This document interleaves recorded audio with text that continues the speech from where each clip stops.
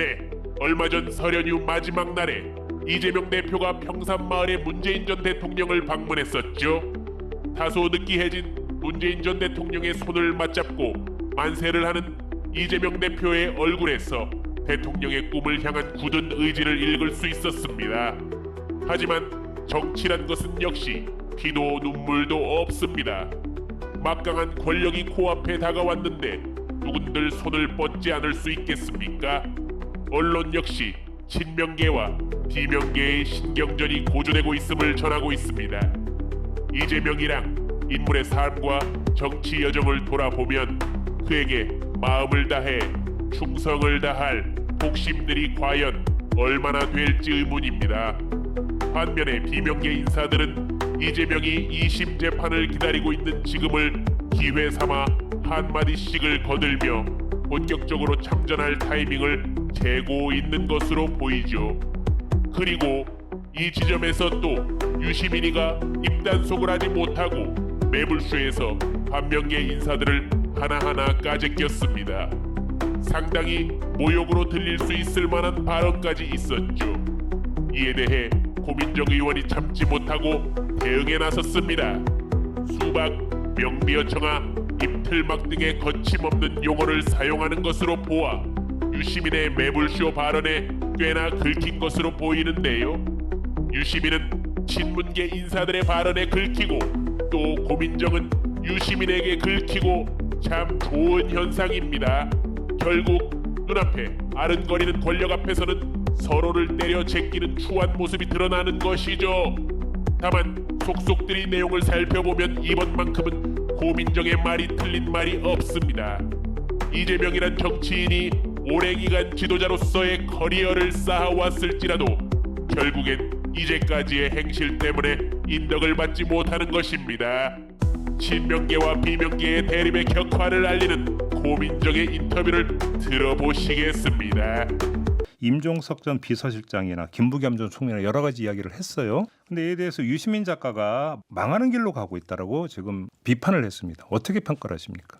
망하는 길로 가고 있는 민주당의 모습은 이미 오래전에 시작이 됐죠. 그래요? 왜냐하면 민주당 안에서뿐만 아니라 대한민국 사회에서는 특히나 권력을 가진 대통령에 대한 수많은 비판들을 할 수 있죠. 그래서 풍자를 하기도 합니다. 거기에 대해서 대통령이 국민을 상대로 해서 명예훼손을 말하지 않죠. 그거는 상식입니다. 그것처럼 이재명 대표라는 사람이 무슨 개인적 악감정이 있겠습니까? 그러나 지금 국회 안에서 거대 야당을 우리가 민주당이 차지하고 있고 그중에 대표 되시는 분이 이재명 대표님이시고 그리고 지난 몇 년 시간 동안 국회에 가장 큰 힘을 갖고 있는 것 또한 이재명 대표님인 것은 부인할 수가 없습니다. 네. 그러면 그에 대해서 때로는 풍자를 할 수도 있고 때로는 비판할 수도 있어야 되는 게 민주주의 사회의 당연한 순서라고 생각을 하거든요. 그러나 지난 몇 년 동안 그것에 대한 비판의 말을 하기만 하면 수박이라는 멸시와 조롱을 하는 그 현상들이 끊이지 않고 벌어졌습니다. 그때 유시민 작가께서 어떠한 역할을 하셨는지를 오히려 묻고 싶고요. 최고의 권력자에게 아무런 말도 하지 못하는 윤석열 대통령과 그리고 그의 옆에 있는 사람들 또 국민의힘의 모습 즉 윤비어 청가를 부르는 모습들을 보면서 사람들이 굉장히 우려를 표명을 했죠. 결국은 이런 지경까지 왔습니다. 그러면 그것을 우리 당으로 도입을 해본다면 다행히 윤석열 대통령만큼 이재명 대표가 막 폭압적이고 폭력적이고 그러진 않아서 그래도 다행이긴 하지만 저는 그 현상은 크게 다르지 않다고 생각을 합니다. 그래서 오히려 이재명 대표는 많은 것들을 포용하고 통합하려는 노력들도 하고 뭐 그런 발언들이나 뭐 페이스북 글이나 이런 것들을 좀 하려고는 하는데 이렇게 주변에 있는 사람들이 명비어 청가에 대해서 반대 목소리를 내든지 혹은 이재명 대표님이 가장 큰 힘을 갖고 계시니 국회의 역할을 이렇게 해주십사라는 의견을 내면 그것을 다 잘라버리고 손가락질 한다면 어떻게 비판을 할 수 있겠습니까? 그래요. 저는 그 입틀막의 현상이 우리 당 안에서도 벌어지는 건 이미 오래전부터 벌어진 일이라고 생각합니다. 그러면 유시민 작가 이런 평가도 일종의 입틀막이다 이렇게 보시는 겁니까? 그렇죠. 왜냐하면 뭐 오늘도 아마 그렇게 될 겁니다. 저에 대한 공격들 그리고 페이스북에 나오는 댓글들은 이미 제가 보기가 너무 어려운 지경이 된 거는 오래됐고요. 지금 현재 뭐 김경수 지사라든지 임종석 실장의 그 페이스북 댓글을 한번 들어가서 봤는데 초등학생 아이가 보기 어려운 지경에 이르렀습니다.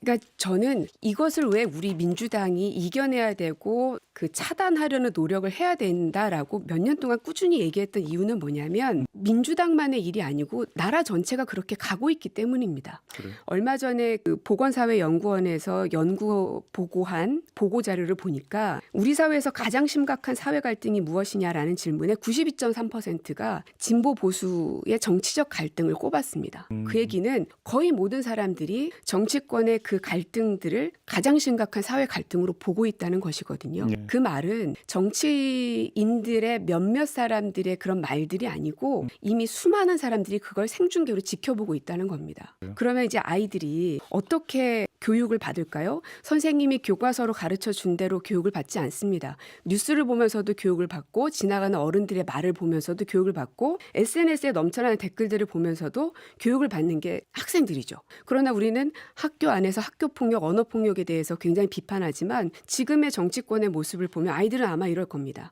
앞으로 자신의 의견을 숨기고 대세는 거스르지 말고 폭력엔 눈 감고 손가락질 당하지 않으려면 손가락질 하는 쪽에 서라고 저는 아이들이 학습 받고 있다고 생각합니다. 한 가지만 더 말씀을 드리면 지금 현재 우리 사회에서 가장 중요한 것은 내란을 종식시키는 일이 중요합니다. 그거는 누구도 부정할 수 없죠. 하지만 그것과 동시에 우리가 반드시 병행해야 할 것은 이런 증오와 혐오의 사회를 어떻게 종식시킬 것인가. 그거는 국민의힘, 민주당 할 것 없이 정치 선후배 모두 다가 머리를 싸매고 토론하고 결론을 내려야 될 부분이라고 생각합니다. 그 면에 있어서 유시민 작가님께서 뭐 여러 가지 말들을 자유롭게 하실 수는 있지만 이렇게 대한민국이 증오와 혐오의 사회로 치닫고 있는 것에 대해서 이걸 막기 위한 어떠한 노력을 하셨는지를 오히려 되묻고 싶은 겁니다. 그러면 조금만 더 들어가서 유시민 작가가 이제 조금 전에 언급했던 그 몇 사람에 대한 개인적 평도 했어요. 네. 예를 들어서 김경수 전 지사를 상대로는 착한 2등이 되는 전략을 써야 한다라고 이야기를 했고 임종석 전 실장을 상대로는 다른 직업을 좀 알아봐라 이런 말을 했고 김부겸 전 총리를 상대로는 책만 읽으시길 바란다 이런 식으로 평을 했는데 이런 평은 어떻게 평가하십니까? 저는 모든 정치를 초등학교 학생들의 교실에 잘 대입하는 습관이 있습니다. 아마 제가 초등학생 엄마여서 그럴 수도 있는데요. 네. 그 안에서 한 반장 아이가 그렇지 않은 공부를 뭐 잘 못하는 아이거나 뭐 이런 친구한테 너는 책 공부나 더 해라고 이야기했을 때 선생님의 반응이 어때야 할까를 생각하면 좀 간단하다고 생각하고요. 그리고 김부겸 총리님 같은 경우는 유시민 작가님하고 비슷한 연배이시기 때문에 저는 그거는 김부겸 총리님 정도는 알아서 대응하셔야 될 부분이라고 생각하고 다만 임종석, 김경수 이런 분들은 후배 세대에 해당이 되잖아요. 저는 오히려 지도자 행세하지 말아라. 그 다른 직업을 모색해라 할 것이 아니라 이런 그 증오의 정치 시대를 종식하기 위해서 너의 정치적 생명을 걸고 모든 걸 바쳐라 하고 오히려 강하게 질타하셔야 된다고 생각합니다. 그런 말을 하지 말라고 할 게 아니라 더 강하게 비판할 수 있어야 되고 지금의 증오를 어떻게 종식시킬 것인지 당신의 모든 정치 생명을 걸으라고 김경수, 임종석 두 사람에게 얘기를 하셔야 되는 게 온당하지 않을까요? 오히려 이제 정치인이기 때문에 그 정치적 활동을 더 하라고 오히려 촉구하고 고무해야 된다 이런 말씀이십니까? 그렇죠. 왜냐하면 제가 21대 국회에서 참 많이 들었던 게 86그룹들은 물러나라. 그래야 뒷세대들이 가지 않느냐라는 이야기를 참 많이 했는데요. 그걸 그대로 적용해 본다면 다음 세대들이 등장할 수 있게끔 앞에 세대들이 오히려 물러나서 주기도 하고 좌충우돌하는 후배 세대들의 모습들을 오히려 독려해 주는 그런 모습들이 있어야 뒷세대가 앞세대를 밀어낼 수 있는 거라고 생각합니다. 윤 대통령의 탄핵에 대해서 좌파들은 당연히 인용될 것으로 생각하고 있는데요. 그래서 저토록 대통령이라는 한 자리를 두고 치열하게 악의 다툼을 벌이기 시작하는 것이죠.